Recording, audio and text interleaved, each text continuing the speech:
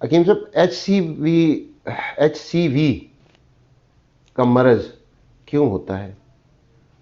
एक तो इसके असबाब बता दीजिए, और दूसरा इलाज बिलग़िज़ा, और तीसरा कोई नुस्खा बता दीजिए जिससे लोग जो है मुस्तफ़ीद हो सकें। HCV हेपेटाइटिस सी वायरस, ठीक है, काला यरकान भी कह सकते जी। ठीक है, क्यों होंदा? जिगर की खराबी नाल होंदा। सही। किसी भी वजह नाल जिगर खराब हो जाए,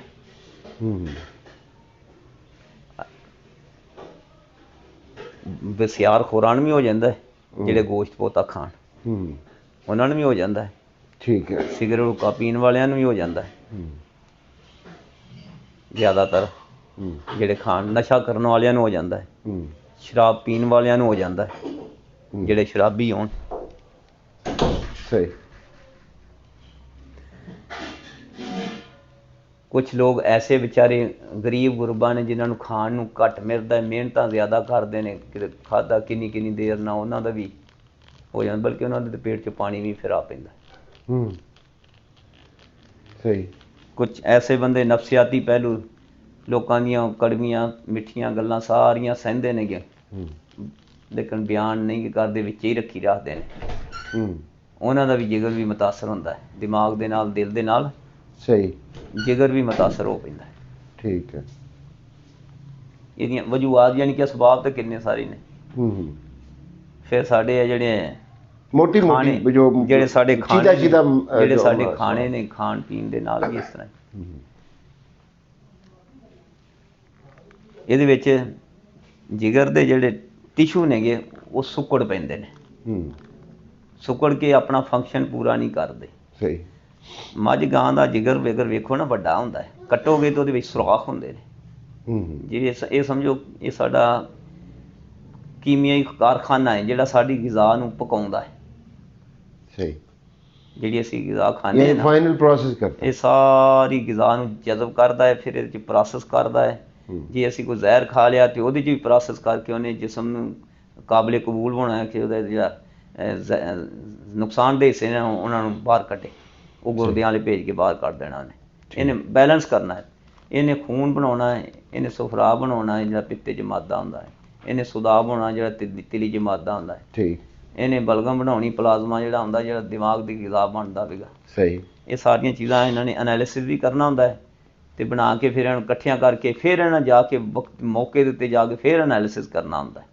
ਜਦੋਂ ਇਹ ਜਿਗਰ ਦਾ ਇਹ ਫੰਕਸ਼ਨ ਖਰਾਬ ਹੋ ਪੈਂਦਾ ਹੈਗਾ ਅਤੇ ਫਿਰ ਉੱਥੇ ਮੁਆਦ ਜਮ੍ਹਾਂ ਹੋ ਕੇ ਉਹਨੂੰ ਖਰਾਬ ਕਰਨ ਲੱਗ ਪੈਂਦਾ।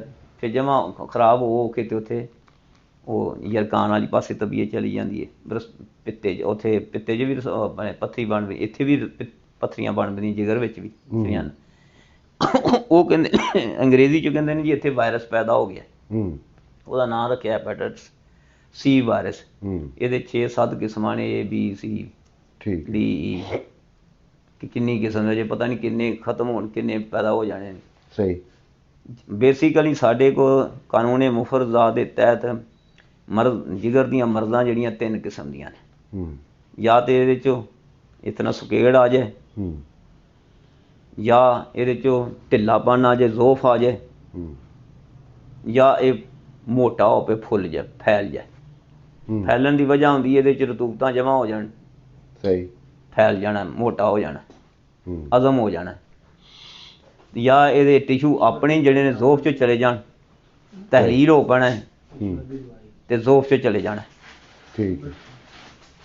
ਜਾਂ ਇਹਦੇ ਟਿਸ਼ੂ ਜਿਹੜੇ ਨੇ ਆਪਣੇ ਸੁੱਕੜ ਜਾਣ, ਇਕੱਠੇ ਹੋ ਜਾਣ, ਅਤੇ ਉੱਥੇ ਇਹਨੇ ਸੁਕੇੜ ਨੂੰ ਹੈਪਾਟਾਈਟਸ ਕਹਿ ਲਓ।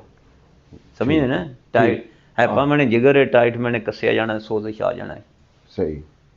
ਖਿਚਾਓ ਆ ਜਾਣਾ, ਅਤੇ ਇਹਦੇ ਵਿੱਚ ਯਰਕਾਨ ਵੀ ਆ ਜਾਂਦਾ ਹੈ। ਠੀਕ ਹੈ। ਪਹਿਲੋਂ ਪੀਲਾ ਯਰਕਾਨ ਹੋਣਾ, ਫਿਰ ਕਾਲਾ ਯਰਕਾਨ ਵੀ ਹੋ ਜਾਣਾ। ਇਹਦੇ 'ਚ ਗੁਦਦ ਦੇ ਜਾਜ਼ਬਾ, ਖਾਸ ਕਰਕੇ ਤਿਲੀ ਦਾ ਜ਼ਿਆਦਾ ਅਸਰ ਹੋ ਜਾਂਦਾ। ਫਿਰ ਤਿਲੀ ਵੀ ਮੁਤਾਸਰ ਹੋ ਜਾਂਦੀ। ਤਿਲੀ ਦੇ ਤਹਿਤ ਜਿੰਨੇ ਐਂਡੋਕਰਾਈਨ ਸਿਸਟਮ ਦੇ ਗੁਦਦ ਨੇ, ਸਾਰੇ ਉਹ ਗੁਦਦ ਜਿਹੜੇ ਜਜ਼ਬ ਕਰਦੇ ਨੇ ਖੂਨ ਨੂੰ, ਜਜ਼ਬ ਕਰਕੇ ਅਤੇ ਉਹਦੇ 'ਚ ਕੀਮਿਆਈ ਅਮਲ ਕਰਕੇ ਅਤੇ ਟਿਸ਼ੂ ਨੂੰ ਸੱਟ ਦਿੰਦੇ, ਟਿਸ਼ੂ ਵੱਲੋਂ ਜਜ਼ਬ ਕਰਕੇ ਮੁਆਦ ਨੂੰ, ਅਤੇ ਉਹ ਫਿਰ ਮਰੀਦਾਂ ਵਿੱਚ ਸੱਟ ਦਿੰਦੇ ਨੇ।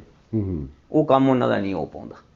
ਲਿਆਦਾ ਉਹ ਪਿੱਤਾ ਜਿਹੜਾ ਉਹ ਆਪਣਾ ਮੁਆਦ ਉਹਦੇ 'ਚ ਕੋਈ ਨਾ ਕੋਈ ਰੁਕਾਵਟ ਆ ਗਈ, ਉਹ ਆਪਣਾ ਮੁਆਦ ਬਾਹਰ ਨਹੀਂ ਕੱਢਦਾ, ਆਂਤਾਂ ਦੇ ਨਹੀਂ ਸੜਦਾ, ਉਹ ਖੂਨ 'ਚ ਮਿਲਦਾ, ਖੂਨ ਵੀ ਜਾਂ ਸਿਆਹ ਰੰਗ ਦਾ ਵੀ ਹੋ ਜਾਂਦਾ ਅਗਰ ਸੁਦਾਵੀ ਮਾਦਾ ਹੈ, ਅਗਰ ਸੁਫਰਾਵੀ ਹੈ ਤਾਂ ਉਹਨੇ ਪੀਲਾ ਹੋ ਪੈਣਾ, ਫਿਰ ਉਹ ਹੈਪੇਟਾਈਟਸ B ਹੋ ਪੈਂਦਾ। ਇਹਦੇ 'ਚੋਂ ਇਹਦਾ ਇਲਾਜ ਕੀ ਹੈ? ਇਹ ਸਾਰੇ ਸੁਕੇੜ ਦੇ ਦਰਜੇ ਨੇਗੇ, ਜਿਸ ਜਿਗਰ ਦੀ ਸੁਕੇੜ ਦੇ ਦਰਜੇ ਨੇ। ਇਹ ਸੁਕੇੜ ਨੂੰ ਲਾਉਣ ਵਾਸਤੇ ਜਿਗਰ ਦੀ ਸੁਕੇੜ ਜਿਹੜੀ ਹੈ, ਸੋਜ਼ਸ਼ ਜਿਹੜੀ ਉਦੋਂ ਆਉਂਦੀ ਜਿਗਰ ਦੀ, ਜਦੋਂ ਜਿਗਰ ਵਿੱਚ ਤਹਿਰੀਕ ਹੁੰਦੀ ਹੈ ਜਾਂ ਇਰੀਟੇਸ਼ਨ ਹੁੰਦੀ ਜਾਂ ਉਹਨੂੰ ਛੇੜਖਾਨੀ ਹੁੰਦੀ ਹੈ। ਅਸੀਂ ਉਹਦਾ ਇਲਾਜ ਇਹ ਕਰਨੇ ਆ ਕਿ ਉੱਥੇ ਅਸੀਂ ਤਹਿਲੀਲ, ਉਹਦੀ ਜਿਹੜੀ ਤਹਿਰੀਕ ਇਹਨੂੰ ਤਹਿਲੀਲ 'ਚ ਬਦਲਣੀ, ਯਾਨੀ ਉਹਦੇ 'ਚੋਂ ਜ਼ੋਫ ਪੈਦਾ ਕਰਨਾ, ਜਿਹੜਾ ਮੁਆਦ ਉੱਥੇ ਜਮ੍ਹਾਂ ਹੋਇਆ ਉਹਨੂੰ ਬਾਹਰ ਕੱਢਣਾ। ਸਹੀ। ਉਹਨੂੰ ਬਾਹਰ ਕੱਢਣ ਵਾਸਤੇ ਅਸੀਂ ਅਸਾਬੀ ਚੀਜ਼ਾਂ ਦੇਣੀਆਂ। ਅਸੀਂ ਅਸਾਬ ਨੂੰ ਜਾਂ ਦਿਮਾਗ ਦੇ ਤਹਿਤ ਜਿਹੜੇ ਮਸਕੂਲਰ ਅਸਾਬੀ ਟਿਸ਼ੂ ਉਹਨਾਂ ਨੂੰ ਤਹਿਰੀਕ ਦੇਣੀ। ਅਸੀਂ ਅਸਾਬੀ ਚੀਜ਼ਾਂ ਦੇਣੀਆਂ, ਅਸਾਬੀ ਗੁੱਦੀ ਚੀਜ਼ਾਂ ਦੇ ਦੇਣੀਆਂ। ਗੁੱਦੀ ਅਸਾਬੀ ਤੋਂ ਅੱਕ ਕੇ ਅਸਾਬੀ ਗੁੱਦੀ ਤੱਕ ਚੀਜ਼ਾਂ ਜਾਣੀਆਂ, ਉਹਨੇ ਠੀਕ ਹੋ ਪੈਣਾ ਇਨਸ਼ਾਅੱਲਾ। ਉਹਨਾਂ ਦੇ ਨੁਸਖਾ ਜਿਹੜਾ ਹੈਗਾ ਸਾਡੇ ਫਾਰਮਾਕੋਪੀਆ 'ਚ ਲਿਖੇ ਹੋਏ ਨੇਗੇ। ਤੁਸੀਂ ਕਿਹੜਾ ਤਜਵੀਜ਼ ਕਰਦੇ? ਅਸੀਂ ਸਾਰੇ ਮੌਕੇ ਦੀ ਮੁਨਾਸਬਤ ਨਾਲ ਇਸਤੇਮਾਲ ਕਰਨੇ ਆ। ਗੁੱਦੀ ਸਾਬੀ ਤੋਂ ਲੈ ਕੇ ਜਿਹੜੇ ਬੰਦੇ ਪੜ੍ਹੇ ਨਾ, ਗਰਮ ਇੱਦਾਂ ਸਮਝਣਾ, ਗਰਮ ਤਾਰ ਤੋਂ ਲੈ ਕੇ ਤਾਰ ਗਰਮ ਤੱਕ ਚੀਜ਼ਾਂ ਇਸਤੇਮਾਲ ਕਰਨੀਆਂ। ਉਹ ਕਿੰਨੀਆਂ ਹੀ ਕੈਟਾਗਰੀਆਂ ਆ ਜਾਈਆਂ। ਸਾਬਰ ਸਾਹਿਬ ਦਾ ਫਾਰਮਾਕੋਪੀਆ ਜਿਹੜਾ ਉਹਦੇ 'ਤੇ ਲੈ ਲੈਣ, ਉਹਦੇ 'ਚ ਆ ਜਾਏਗੀ ਸਨਾ ਮੱਕੀ, ਸੁੰਡ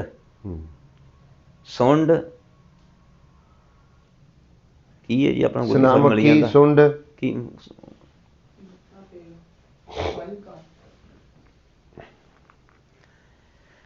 ਸੁੰਡ 5 ਹਿੱਸੇ, ਕਾਲੀ ਮਿਰਚ